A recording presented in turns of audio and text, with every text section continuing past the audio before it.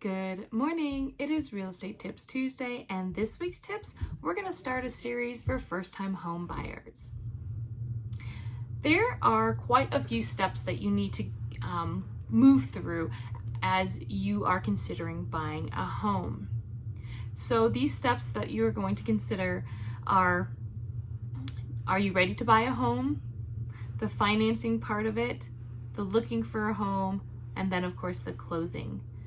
In this series, we're going to go through the process so that you understand that what exactly it takes to become a homeowner and if it is the right option for you. Because sometimes owning a home can be more expensive than renting, depending on your financial situation or what you're looking to gain. So the tip of the day today is going to be about first-time home buyers.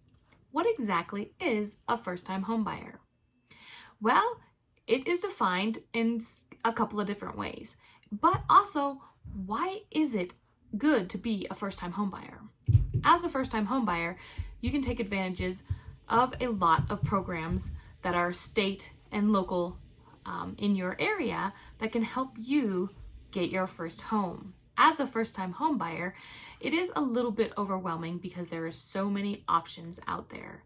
But if you find some resources or reach out to people, they're always willing to help you in the process. But you can also do some research on your own because it is definitely a daunting task and it can be overwhelming and scary at times. So according to the U.S. Department of Housing and Development, or known as HUD, there are some certain criteria that you must meet to become a first-time home buyer. But some of them might surprise you. It doesn't mean that you haven't ever owned a home.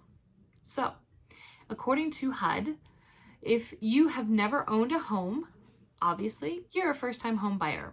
But if you haven't owned your own home in the past 3 years, you can also qualify as a first-time home buyer.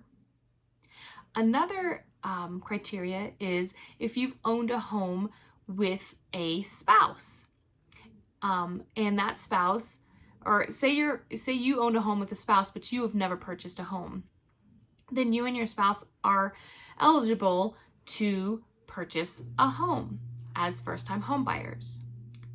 Also, a single parent who has only ever owned a home with a spouse can also qualify as a single or a first-time home buyer. Also, a displaced homemaker who has only ever owned a home with a spouse. And a couple other things where a homeowner has only owned a home that hasn't been permanently affixed to a foundation. These ones are a little bit kind of crazy, so you can always ask a mortgage lender if you qualify for these types of programs. So the advantages of being a first-time home buyer is that you don't have to have the traditional 20% down on a home that most conventional loans need. So if you're buying a home that's, for easy numbers, $100,000, then you're looking at 20% of that, which is going to be $20,000. But as a first-time home buyer, you can qualify for much less than that, sometimes 0% down. But I always advise that you would put something down. That way you have some equity already built into your home. So 5% is a good percentage if that's what you're looking for. So 5% down of $100,000, you're looking at $5,000 down, which is great if you don't, can't save up that big lump sum of $20,000. So you need to look into that to make sure that you can qualify for a first-time home buyer. That way, you can take advantages of all of these incentives that HUD has put out there, which make it easier for a first-time home buyer to buy a home. Some other advantages of being a first-time home buyer are that some programs help you with closing costs and down payment fees. So those are also programs to look into if you're a first-time home buyer.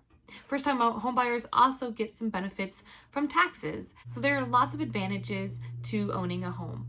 But if you do go the first-time home buyer route and perhaps you don't have the greatest of credit scores, well, there might be some cons to having one of these first-time home buyer programs, which could be mortgage insurance, right? So loan mortgage insurance. So these are it's just another cushion for the bank to loan you money so that they have insurance that you're going to pay because your credit isn't great. You can get more details about these kinds of programs through your mortgage lender. If you don't have a mortgage lender, you can always contact me through my social pages with any of those questions, and I'd be more than happy to give you a recommendation for a mortgage lender. If you enjoyed these tips, please like and subscribe to my channel. And if you have any questions about being a first-time home buyer or the process, please don't hesitate to contact me through my social pages. And until next week, have a wonderful rest of the week and a happy Thanksgiving.